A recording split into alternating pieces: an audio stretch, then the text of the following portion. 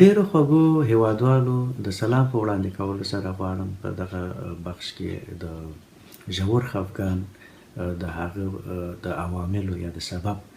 په تړاو له تاسو محترم عزیزانو سره خپل معلومات شریک کړم.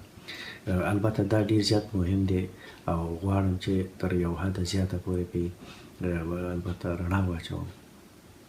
البته په ننني بحث کې غواړم چې صرف د ماشومانو په هکله او د هغې د عواملو په تړاو له تاسو سره خپل معلومات شریک کړم.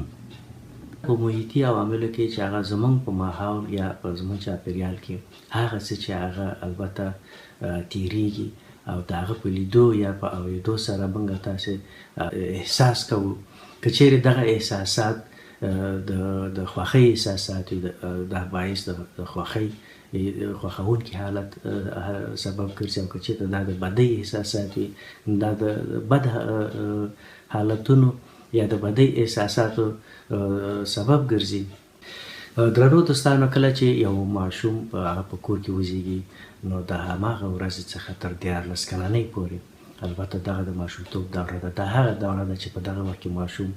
ډیر زیات حساس وي او د خپل په محیط یا په ماحول کې دا ډیر زیات متوجه وي چې څه پیښیږي، څه احساسیږي. البته دی کولی شي په ډیر کوچني سن کې چې د کمو میاشتو وي دی باندې د پلار او مور قهر یا د پلار او د مور په منځ کې شخړه یا تشنج په دې باندې مستقیم تاثیر لري، او همدا علت دی چې دی په آینده کې د بعضې رواني تکلیفو باندې اخته کېږي. په نارمل ډول البته په د ورځې لخوا یو انسان تر 50,000 پورې افکار د دې د ذهن څخه البته خطور کوي. که چیرې دغه افکار اکثریت د ناخوالۍ یا د ماحول یا د چاپېریال یا د نورو عواملو له کبله دا په بد خبرونه یا به منفي وي یا دا د دې لامل ګرځي چې زموږ او ستاسو په ذهنیت باندې مستقیما یو ډېره بده اغیزه ولري. په عمومي ډول البته 3 هغه عوامل دي چې له دغه ناروغۍ لامل ګرځي، چې یو له هغې ځینې ارثي عوامل دي چې هغه د جینونو په ذریعه دي، یعنې هغه میندې او پلرونه چې په دغه ناروغۍ اخته وي او د هغې په ذریعه البته خپل بعدي نسل یا خپل ماشومانو ته دی لیږدوي. او همدارنګه دا د عمر په اوږدو کې یا د وخت په تېرېدو سره البته د دې امکان شته دی چې په 10% ماشومانو کې البته دا ناروغي ولیدل شي. غواړم چې دغلته په یو موضوع باندې بحث وکړم چې البته دا ډېره زیاته اړینه ګڼم او کولی شو د هغې پر بنسټ باندې موږ تاسې د آینده نسل د هغې د ښه صحت او د ښه سالمې روزنې په خاطر کېدی شي چې تاسو ته څه معلومات په دې هکله در وړاندې کړم. هغه 90% ماشومان چې البته د ارثي په توګه دی البته تکلیف نه لري یا دی سالم اوسي،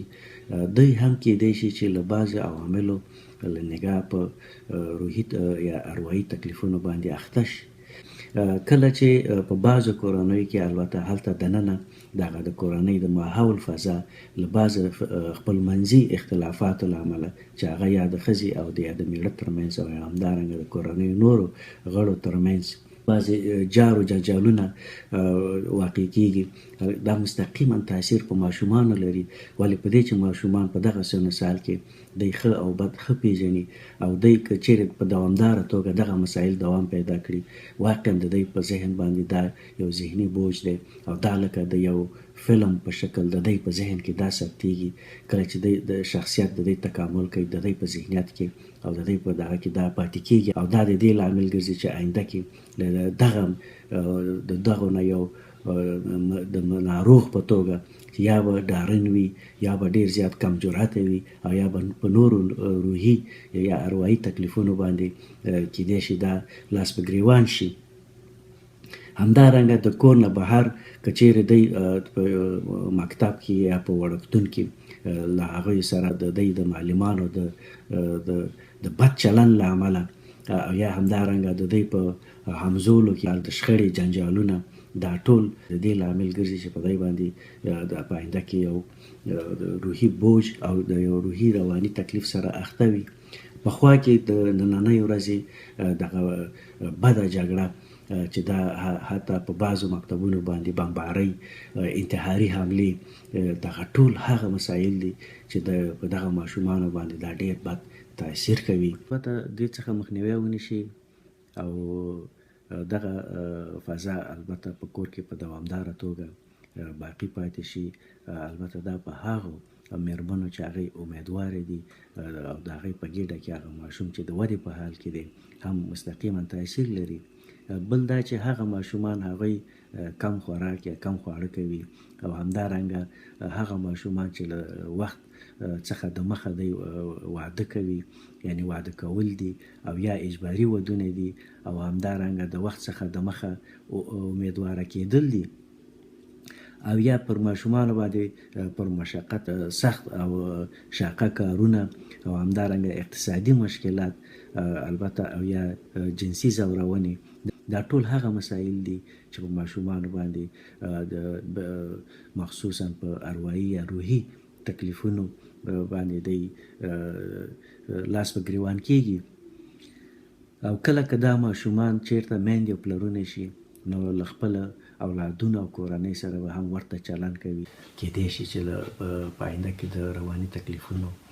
سره لاس په ګریوان وشي. د بیلګې په توګه که چیرې دغسې زموږ او ستاسې په کورنۍ کې هم لیدل شوي دي که یو ماشوم البته هغه شوخي کوي،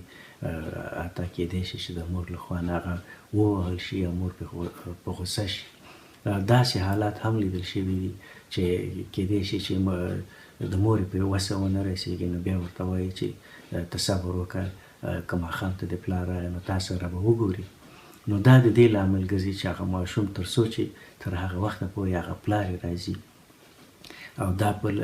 ډېر زیاته ویره او ترس په لرز کې وي چې دا به ما سره به البته پلار څه کوي، ما به وهي، ما به ټکوي. او کله چې د هغه وخت رانږدې کېږي البته دا په ده باندې ډېر زیات بوج او ذهني فشار راځي. او کله کېدای شي چې هم د هغه د راتګ په وخت کې دا یو چیرې البته ځان پټ کړي او یا دا چې البته دا ډېر سخت د فشار لاندې وي. نو هیلهمند یم چې د خپلو ماشومانو سره البته په ښه رویه سره او البته په ښه فضا کې البته په ډېر صمیمیت سره البته تاسو کوښښ وکړئ چې بعضې مسایل د هغوی سره شریک کړئ او د هغوی سره کوښښ وکړئ چې په ورین تندي او په ډېره آرامه او په حوصله باندې خپل جوابونه هغوی ته البته ارائه کړئ تر څو دا د دې لامل وګرځي چې زموږ او ستاسې د ماشومان او په مجموع کې زموږ او ستاسې د ټولې ټولنې ماشومان آینده کې د یو سالمه ټولنه جوړه کړي. نو هیلهمن یم که غواړئ چې خپل ماشومان البته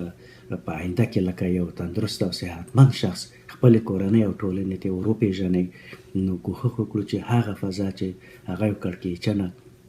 او د تشنج نه ډکه فضا ده په کور کې البته هغه له منځه ویسو او په خپل منځ کې ټول هغه منفي اختلافات چې دي هغه سره باید ټول په مشترکه سره هغه باید ټول حل کړئ.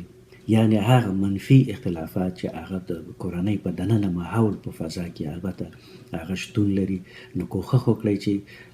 د هغې